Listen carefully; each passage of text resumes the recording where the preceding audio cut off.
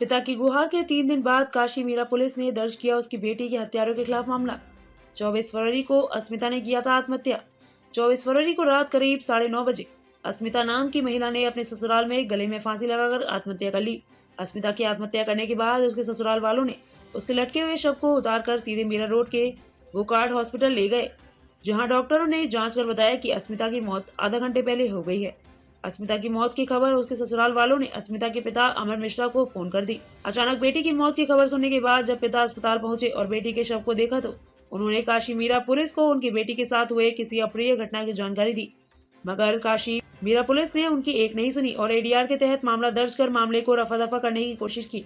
मगर जब अस्मिता के पिता 3 दिनों तक अपनी बेटी को न्याय दिलाने के लिए पुलिस स्टेशन के चक्कर लगा रहे थे और वे थक गए तो उन्होंने आज सुबह सोशल मीडिया पर मदद की अपील लिखकर उसके साथ अपनी बेटी का फोटो लगा पत्रकारों, समाजसेवी संगठनों और स्थानीय नेताओं से गुहार लगाई। तब जाकर आज काशी मीरा पुलिस ने अस्मिता के ससुराल वालों के खिलाफ आईपीसी की धारा 304 बी, 498 ए, 306, 420, 406, 313, 323, 506, 34, 3 और 4 के तहत मामला दर्ज कर जांच में जुट गई है। अस्मिता के पिता ने मृत अस्मिता के पति अभय मिश्रा, मनीष मिश्रा, अस्मिता के ससुर प्रेमलता, अस्मिता की सास जयराज मिश्रा, अस्मिता का देवर पायल, अस्मिता की ननद और पूर्णिमा अस्मिता की नंद के खिलाफ पुलिस से मामला दर्ज करने की मांग की थी।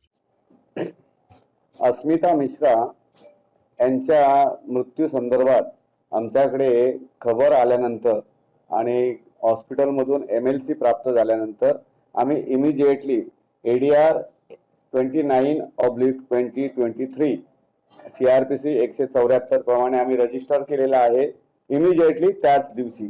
त्यानंतर तिच्या नातेवाईकांनी काही संशय व्यक्त केलेला आहे। तिच्या वडिलांची अमर मिश्रा यांचं स्टेटमेंट आम्ही रेकॉर्ड करतोय आणि त्याप्रमाणे गुन्हा दाखल करून आम्ही पुढील सखोल तपास करीत आहोत।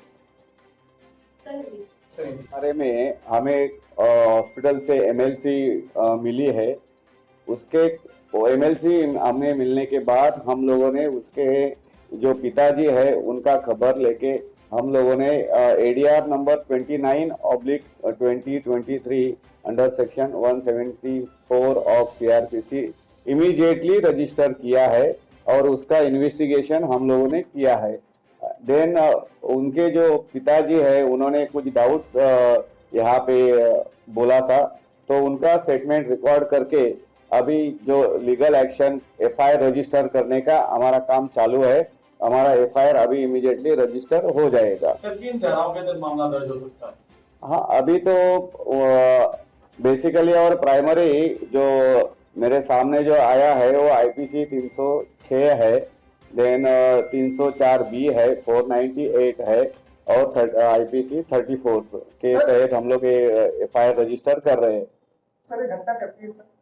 एक घटना हमें जो घटना 24 तारीख का है, लेकिन हमें जो हॉस्पिटल से जो इंटीमेशन लेटर मिला है 25 तारीख को रात को 00:30 यानी 25 तारीख को हमें इंटीमेशन हॉस्पिटल से लेटर मिला है। Thank you sir. Vasai session court ने एक्टर मृत तुनिशा शर्मा मामले में आज भी आरोपी शुजान खान को नहीं दी जमानत। अगली सुनवाई 2 मार्च को। बंद कमरे में आज हुई मामले की सुनवाई। शुजान खान के वकील शैलेंद्र मिश्रा ने कोर्ट रूम में खेला धार्मिक कार्ड फंसाया जा रहा है। वसई सेशन कोर्ट में आज तुनिशा शर्मा आत्महत्या मामले की सुनवाई जज RD देशपांडे, जिला न्यायाधीश के समक्ष special PP advocate Sanjay More spell PP के तौर पर मामले की पीड़ित और बालिग पुलिस की तरफ से पक्ष रखने के लिए उपस्थित हुए। शुजान खान के वकील शैलेंद्र मिश्रा शुजान के भाई मामा कोर्ट रूम में मौजूद हैं। स्पेशल PP की मांग पर आज बंद कमरे में हुई मामले की सुनवाई।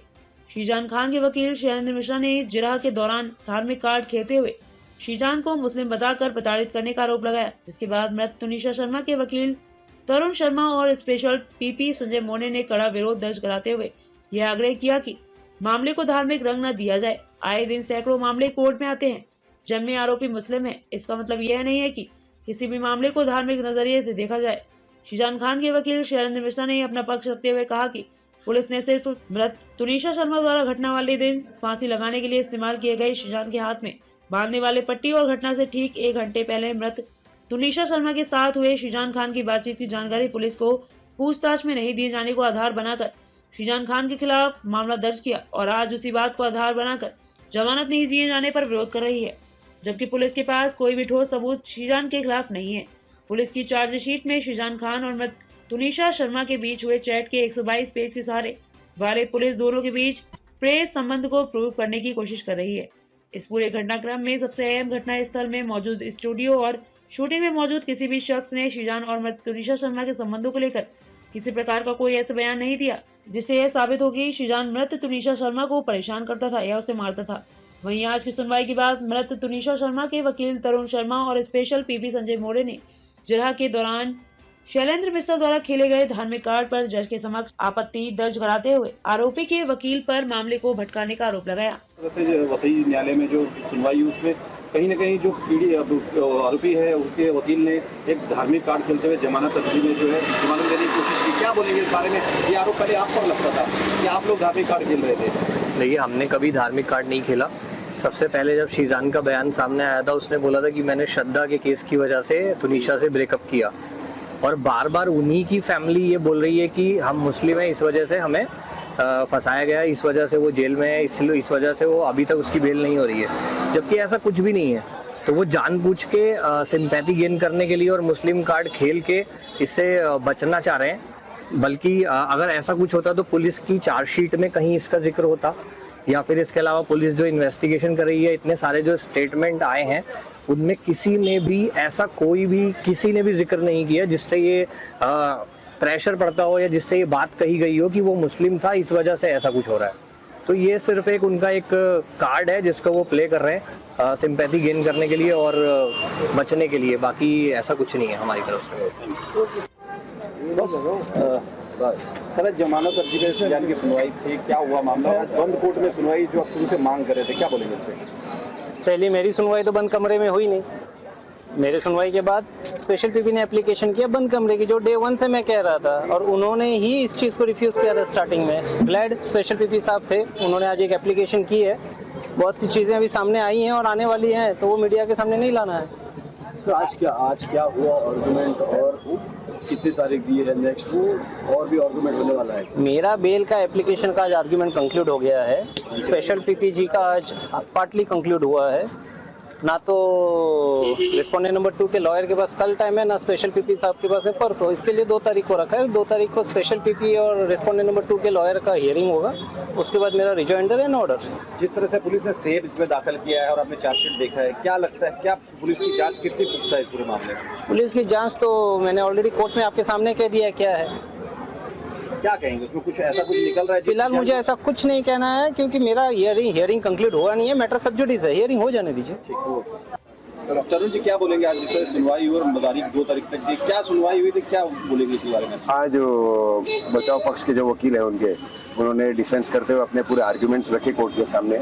उन्होंने ये बताने की कोशिश की, बट एक चीज़ मुझे अच्छी लगी कि आज उन्होंने जो पहले उनकी बेल एप्लीकेशन के आर्ग्यूमेंट्स थे कि इनके परिवार के कारण तुनिशा ने सुसाइड किया था, आज उन्होंने वो आर्ग्यूमेंट पे एक लाइन भी नहीं बोली। उन्होंने अब नई चीज़ें लाई है, नई मुद्दे लाए हैं। तो इनका मुझे आज ये सिद्ध होता है कि उनका जो पहले की जो आर्ग्यूमेंट्स थी, बेल एप्लीकेशन आर्ग्यूमेंट थी, वो उनकी बेल एप्लीकेशन का कोई तर्क नहीं था जब चार्जशीट नहीं फाइल थी। अब चार्जशीट फाइल होने के बाद एटलीस्ट उनको मालूम पड़ा और उनको स्टेटमेंट पढ़ने के बाद उनको मालूम पड़ा कि किस वजह से और किस स्टेटमेंट की वजह से ये हुआ है। और इस चार्जशीट के अंदर उनकी एक्स गर्लफ्रेंड के भी स्टेटमेंट आए हैं। जहां तक आज ये स्टेटमेंट जो उन्होंने पढ़े कोर्ट के अंदर, उसमें ये दिखता है कि सोनिया को सारी चीजें शीजान बताता था। सोनिया को, जो तुनिशा को नहीं बता सकता था, वो अपने स्टेटमेंट में सोनिया कहती है कि शीजान मुझे ऐसा कहता था कि मैं कुछ बातें जो तुझे कह सकता हूँ तुनिशा को नहीं कह सकता हूँ। तो जो अपनी गर्लफ्रेंड को नहीं बता सकता, अपन एक पराई लड़की को बता सकता, तो ये साबित होता है कि उसकी कितनी और लड़कियों के साथ रिलेशंस थे।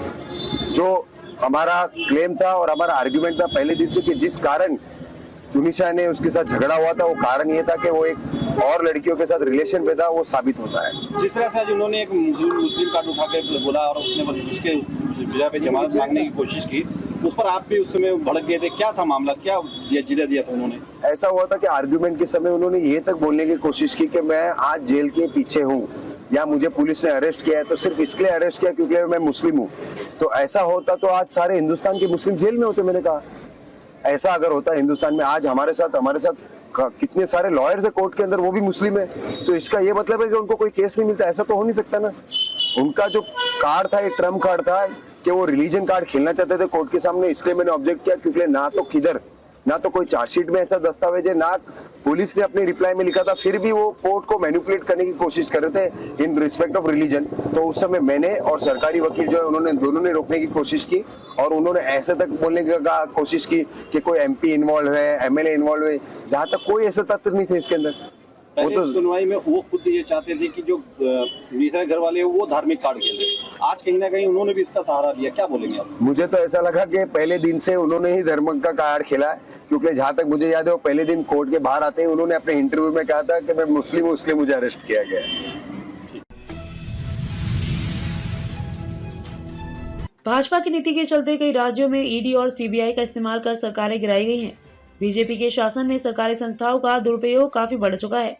इसी के चलते आम आदमी पार्टी ने कथित भ्रष्टाचार के एक मामले में केंद्रीय जांच ब्यूरो सीबीआई द्वारा दिल्ली के उप मुख्यमंत्री मनीष सिसोदिया की गिरफ्तारी के खिलाफ यहां सोमवार को लगातार दूसरे दिन विरोध प्रदर्शन किया।